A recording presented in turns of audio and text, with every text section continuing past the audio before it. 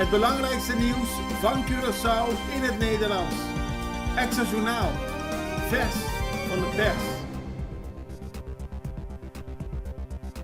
Welkom bij Extra Journaal. Fijn dat u weer kijkt. We hebben het belangrijkste nieuws voor u op een rij gezet. En we beginnen met het bericht dat het betalingsgedrag van de ondernemers sterk is verbeterd. Afgelopen periode ging het daar veel over welke ondernemers wel en welke ondernemers consequent geen of veel te weinig belasting betaalden. Er zijn nu cijfers gepresenteerd. Daaruit blijkt dat het beter gaat. Voor de COVID-pandemie betaalde ongeveer 74% van de ondernemers maandelijks op tijd de omzetbelasting en bijna 80% de loonbelasting. Maar na de COVID-pandemie daalde dat voor wat betreft de omzetbelasting tot 66% en de loonbelasting tot 73%. Dat is te laag. De overheid heeft verschillende maatregelen aangekondigd om ondernemers te dwingen hun belasting te betalen. Daarbij gaat onder meer het beslag leggen van rekeningen van start. Daar hebben we meer over te horen gekregen in de afgelopen periode. Nu aan het eind van 2024 zien we een stijging. Zo betaalt bijna 84,5% van de ondernemers op tijd de OB en 90% de verschuldigde loonbelasting. Dus in die zin heeft de aandacht die er besteed is aan de consequenties van het niet betalen van belasting zijn gevolgen, zo zegt het ministerie van Financiën. Marine onderschept drugstransport. Het is vandaag bekendgemaakt dat er afgelopen 8 november een onderschepping is geweest door Zijne Majesteit Holland. Toen werd er 685 kilo onderschept, werd een bootje gezien en in samenwerking met de Amerikaanse kustwacht is er naar dat bootje afgevaren. Uiteindelijk moest er worden geschoten. Gericht geschoten op de motoren om het bootje tot stoppen te brengen. 3 smokkelaars, alle 3 die aan boord waren, zijn opgepakt. En ook de drugs is in beslag genomen. Zowel de drugs als de smokkelaars zijn overgedragen aan de Amerikaanse kustwacht. 5 jongeren opgepakt voor beschieting. Het gaat over een beschieting die niet zo lang geleden plaatsvond in de Willem Hooijenstraat. Daarvoor werden afgelopen weekend, iets na middernacht, 5 jongeren aangehouden. Een van hen reed in de verdachte auto. De auto die bij de beschieting was gezien. Maar het ging om een hele groep. In totaal zijn er 3 auto's in beslag genomen. 5 personen, 4 jongens en 1 meisje. Allemaal in de leeftijd tussen de 17 en de 22 jaar. Dus nog heel jong. Ze hadden ook een wapen bij met munitie. En bij een huiszoeking dat later plaatsvond is ook verschillende munitie in beslag genomen. Het ging om huiszoeking in de wijken Seropapaya en Schelpwijk. En dan het bericht over honden die een slachting aanrichten. Dat gebeurde in Weto. De eigenaar zag dat honden, een stuk of 6, 17 van zijn kippen hebben doodgebeten. 2 lammetjes. Het is een enorme slachting en het is niet de eerste keer. Vorig jaar werden 35 kippen van betreffende man doodgebeten. Hij zit met zijn handen in het haar omdat er de vorige keer niet iemand opgepakt is. Hij doet nu weer aangifte en hij hoopt dat er nu wel schuldigen kunnen worden opgepakt. In ieder geval de eigenaren van de honden. Of hij wil een oplossing om te zorgen dat zijn kippen niet opnieuw worden doodgebeten. Dan de werkzaamheden aan de wegen. We hebben namens de Extra in de afgelopen periode meerdere keren aandacht besteed aan de situatie bij de Dominguito-weg, waarbij een verkeerde kruispunt werd gebouwd. We hebben ook aandacht besteed aan de Korrelspechtweg, dat nog steeds, waar de asfaltlaag is weggehaald, maar nog steeds niet op is geleverd.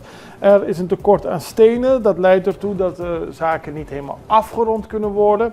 Dat is tenminste het verhaal dat de Extra heeft gekregen.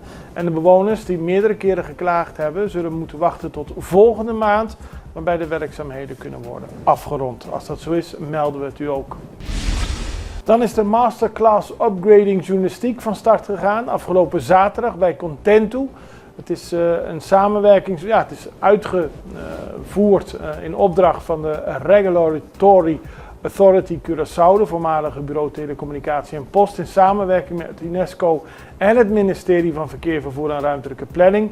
Het gaat erom om de journalisten op Curaçao via een masterclass naar een hoger niveau te brengen en daarmee de journalistiek. Dat is belangrijk voor het land.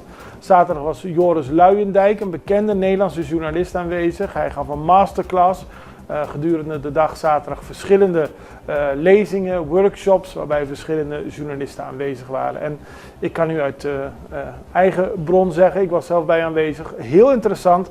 En het initiatief is natuurlijk om te zorgen dat de journalistiek meer naar zichzelf gaat kijken, maar ook beter kan gaan functioneren.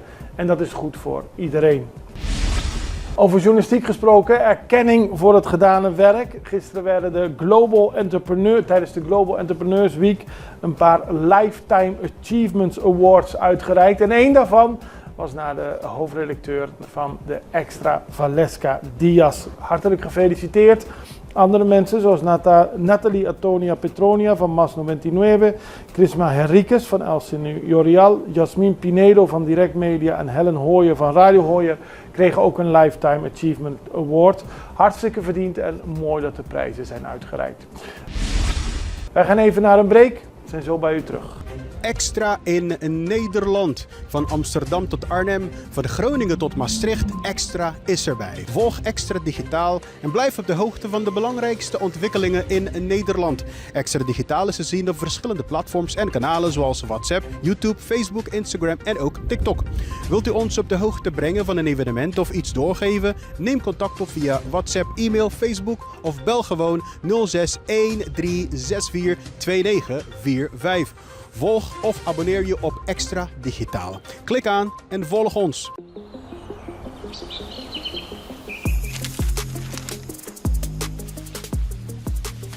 Welkom op Curaçao, een van de mooiste eilanden in de Caribiën. Een ware parel. En het is een eiland waar je van heel veel zaken kunt genieten. Van de natuur, van de zee, van het eten, van de mensen en zoveel meer. Curaçao is een eiland waar heel veel gebeurt op het gebied van politiek, cultuur, sport en zoveel meer. Een Extra Journaal brengt het belangrijkste nieuws van Curaçao. Maar we hebben ook aandacht voor al het nieuws op Bonaire en Aruba en op de bovenwinden, Saba, Sint Maarten en Sint Eustatius. En we belichten al het nieuws van alle kanten. Het nieuws is duidelijk, actueel en vers van de pers. Extra Journaal, elke werkdag op Salto. Op Curaçao zijn we de hele dag bezig met het maken van Extra Journaal. Volg ons op je favoriete Amsterdamse zender. Tauro.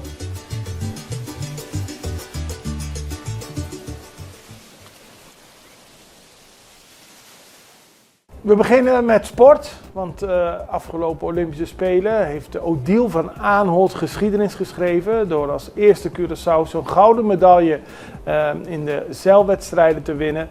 Het is al even geleden, maar ze is nu op het eiland en ze heeft op verschillende manieren erkenning gekregen. Afgelopen zondag werd zij gehuldigd. Het was een mooie bijeenkomst waarbij heel veel mensen blij waren voor haar prestatie. En Cure Sailing, de zeilorganisatie, heeft ook een Odile van Aanholt Olympic Champion Award in het leven geroepen. Die elk jaar naar het grootste talent zal worden uitgereikt. Dat is mooi om dan ook elk jaar stil te staan bij de goede prestatie van Odile. En we gaan verder met sport, want er was ook afgelopen weekend een geslaagde 11e editie van de KLM Marathon. Meer dan 2.500 mensen hebben zich ingeschreven voor de marathon of voor de afstanden 5 en 10 kilometer of halve marathon. Het was ook leuk om te zien dat op zondagochtend vroeg heel veel mensen langs de kant stonden. Het is echt een mooi project geworden. De marathon zelf is gewonnen door Jas Hot, maar er deden gewoon heel veel mensen mee. En dat is denk ik ook heel erg belangrijk. De 11e editie dus. Dan gaan we naar iets totaal anders. Professor Onno Steenbeek, die komt 27 november in de aula van de University of Curaçao een lezing geven. En dan, dat doet hij samen met Jordo Goossens, hoogleraar aan de Radboud Universiteit. Steenbeek is hoogleraar aan de Universiteit van Curaçao en de Erasmus Universiteit. En het gaat om een publiekslezing over pensioenfonds beleggen en het beter begrijpen van deelgenoten. Dat vindt plaats om 7 uur in de aula van de Universiteit van Curaçao. En mensen die graag daarbij aanwezig kunnen zijn, kunnen zich aanmelden. Het is dus wat gezegd is een publiekslezing. De dagen erop, 28 en 29 november, gaat het meer de diepte in met mensen die voor hun werk te maken hebben met pensioenverleggingen. En dan gaat het om een 2-daagse conferentie waarbij ook professor Steenbeek en Jordo Goossens aanwezig zijn. En met de deskundigen en de mensen uit het veld zullen praten over dit onderwerp. We belden met professor Steenbeek en vroegen wat er precies verwacht kan worden tijdens de lezing van aanstaande woensdag.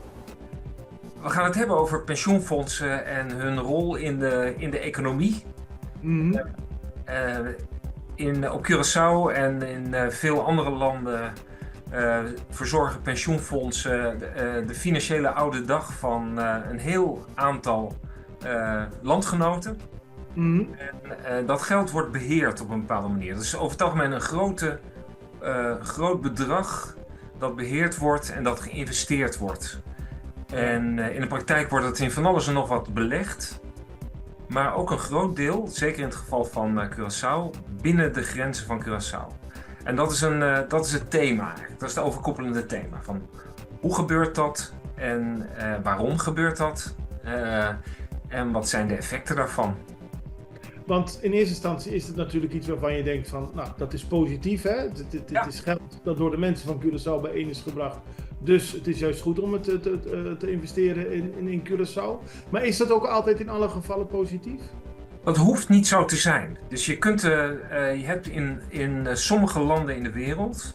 Ik heb deze zomer een paar maanden bij de Wereldbank doorgebracht, waar we dit thema verder hebben onderzocht. Je ziet bij sommige landen dat er grote druk op pensioenfondsen is om in specifieke investeringsprojecten te beleggen, te investeren. En dat kan ten koste gaan van rendement. Dus je hebt als pensioenfonds natuurlijk een taak om pensioenen uit te keren. En dat is een doel. En als je daarnaast nog een ander doel ook moet dienen, dan kan er spanning ontstaan tussen die twee. Dus je moet heel zorgvuldig omgaan met de gelden die door deelgenoten zijn ingebracht. Begrijp ik, maar dan lijkt het me ook soms voor pensioenfondsen lastig om, politieke druk, om het maar zo te zeggen, maatschappelijke druk van het zou goed zijn als jullie hierin investeren, om dat te weerstaan natuurlijk. Nou, dat kan voorkomen dat dat lastig is. Ik denk dat pensioenfondsen, zeker op Curaçao, maar ook de andere eilanden, een goede structuur hebben met governance, waardoor ze daar weerstand tegen kunnen bieden. Dus een onafhankelijk bestuur en je hebt een professioneel management die zeggen, wat we hierin beleggen, dat kunnen we niet in iets anders investeren. Dus we moeten keuzes maken. Tegelijkertijd is het natuurlijk zo dat een economie die het goed doet, ook goed is voor het pensioenfonds. Dus als je een land hebt dat gesteund wordt, dat financieel goede pijlers heeft, waaronder een pensioenfonds, dan heeft dat een positief effect op iedereen, waaronder ook de deelgenoten van het pensioenfonds. Dus het is niet zo zwart-wit. Het is best lastig, maar zorgvuldige evaluatie van de mogelijkheden is in alle gevallen erg belangrijk. Dan gaan we tot slot nog naar buitenlands nieuws. De centrumlinkse Yamandu Orsi is de nieuwe president van Uruguay. Hij heeft de presidentsverkiezingen gewonnen. Het gaat om de 57-jarige Orsi. Hij won in de tweede ronde van de presidentsverkiezingen. En zijn tegenstander, de centrumrechtse Álvaro Delgado, heeft hem inmiddels geluk toegewenst. Met verdriet, maar zonder schuldgevoel kunnen we de winnaar feliciteren, aldus Delgado. Het verschil in de tweede ronde was uiteindelijk vrij klein. Met bijna alle stemmen geteld staat Orsi op ruim 49%, zijn rivaal op 46%. Uruguay telt ongeveer 3,5 miljoen inwoners, dus het ging echt om een kleine hoeveelheid mensen die uiteindelijk ervoor gezorgd heeft dat Uruguay een nieuwe president heeft. En het is vergelijking met andere Zuid-Amerikaanse landen, zoals Argentinië of Midden-Amerikaanse landen als Mexico, was er in Aruba niet sprake van een hele grote richtingenstrijd van heel ver rechts tegen heel ver links. Ze zijn allebei in het centrum gelieerd, maar toch waren het spannende verkiezingen. We houden het voor u in de gaten, zoals we al het nieuws voor u in de gaten houden. En we zijn er morgen weer. Ik hoop u ook. Allerbeste. Tot ziens. Dag.